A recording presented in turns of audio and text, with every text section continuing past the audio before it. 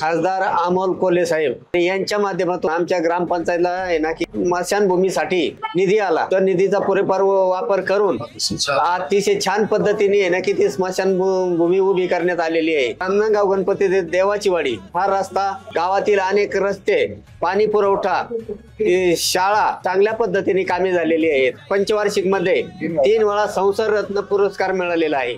खासदार कोल्हे साहेबांनी बैलगाडा शर्यती चालू करून अनेक घाटांचं बांधकाम करून त्यांच्या माध्यमातून दिलेलं आहे। तळेगाव दाभाडे, चाकण, शिक्रापूर हा एक नियोजित रस्ता आहे 6 पदरी। त्याच्यानंतर पुण्यापासून तर शिरूर पर्यंत 3 मजली उड्डाण पुलाचं काम त्यांच्या माध्यमातून बांधकाम सुरू करण्यात येणार आहे। सुशिक्षित खासदार आहे काय खासदार अमोल कोल्हे साहेब यांच्या सारखेच खासदार आहे ना यापुढे या मतदारसंघात मिळावेत अशी आमची अपेक्षा आहे। गावागावात आवाज गुंतोय अमोल कोल्हे एक नंबर, गावागावात आवाज गुंतोय।